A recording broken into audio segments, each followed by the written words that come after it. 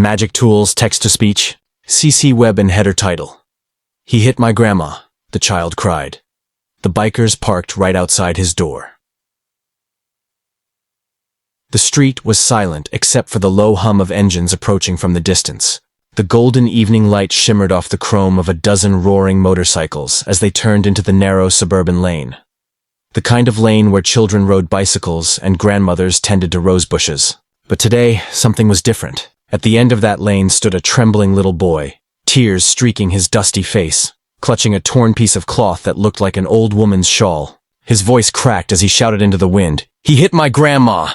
Before we continue, take a moment to like, comment, and subscribe to Kindness Universe, where true stories of courage, compassion, and humanity come to life. Your support helps us spread kindness across the world.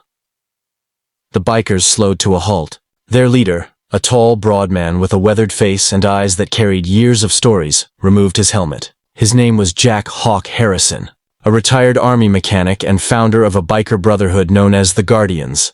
Men and women who'd seen the dark side of life, but chose to fight it with kindness and justice.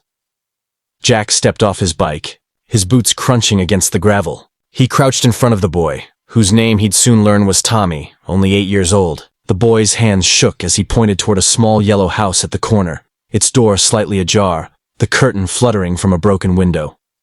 She fell. He pushed her, Tommy whimpered. My grandma just wanted to get her rent money back. He hit her and locked her inside.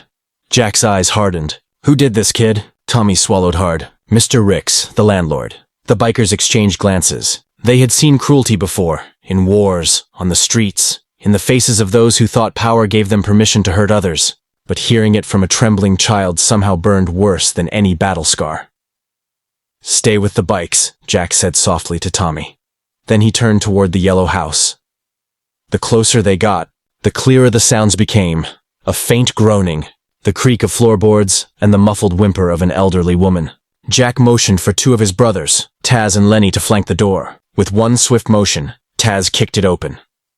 Inside, the air was heavy with the scent of spilled food and dust. On the floor, near the kitchen table, lay Grandma Elsie, clutching her side, her silver hair matted with sweat and tears. Her eyes widened in fear when she saw the men, but Jack knelt down and spoke softly. "Ma'am, we're here to help. Are you hurt bad?" Her lips trembled. He shoved me. I begged him to wait till next week for the rent, but he called me names. Said people like me shouldn't live in his house. Then, he hit me and went upstairs. Jack's jaw tightened. "You don't worry now. You're safe." As he gently helped her sit up, footsteps thundered down the stairs. Carl Ricks, a heavy-set man in his 50s with a beer-stained shirt, froze at the sight of the bikers filling his living room. "What the hell is this? Who are you people?" he barked. Jack stood tall, calm but unflinching. "We're the people who heard you hit an old woman." Carl scoffed, his face twisting. "She's lying. She owes me 2 months' rent. You think you can just walk in here and play hero?" Before Jack could respond, Lenny stepped forward, his voice low and firm. "We don't play hero. We just don't walk away when someone cries for help." Carl sneered, taking a step forward. But the sight of a dozen leather jackets bearing the emblem of the Guardians made him hesitate. His arrogance faltered. Jack didn't touch him. Instead, he pulled out his phone. "You'll have to explain this to the police," he said coldly. Carl smirked, thinking he could bluff his way through. "You've got no proof." But that's when Tommy spoke up from the doorway, holding his grandmother's broken glasses and a small phone. "I took a video." The man's face drained of color. The police arrived within minutes, alerted by Jack's call. Carl tried to argue, to twist his story. But the officers watched the video, Carl shoving the frail old woman, shouting threats. The truth was clear. As Carl was led away in handcuffs, Grandma Elsie sat trembling on the porch. Jack handed her a bottle of water. "Ma'am, you're one tough lady." Tears welled in her eyes. "I didn't want to cause trouble. I just didn't know where else to go." Jack smiled gently. "Sometimes trouble needs to be caused for justice to happen." The bikers didn't leave right away. They helped clean the small house, fixed the broken window, and even cooked a warm meal from the groceries they carried in their saddlebags. Tommy couldn't stop staring. He had never seen strangers care so much.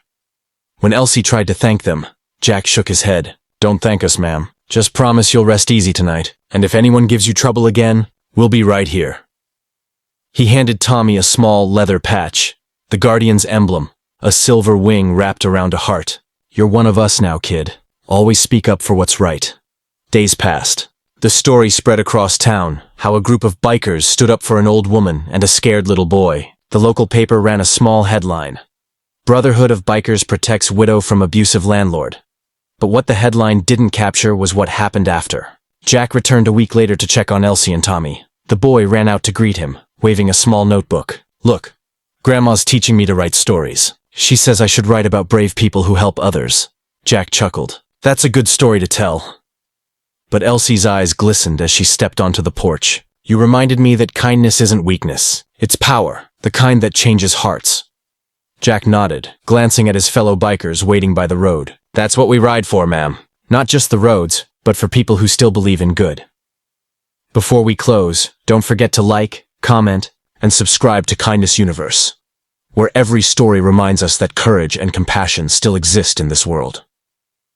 That night, as the bikes roared off into the setting sun, Tommy stood on the porch holding the patch tight in his little hand. He looked up at his grandma and said, "One day, I'll have a bike too, and I'll help people like you do."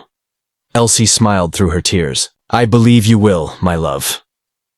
The engines faded into the horizon, not the sound of chaos, but of protection, of brotherhood, of hope rolling on two wheels. And somewhere down the road, the Guardians found their next story.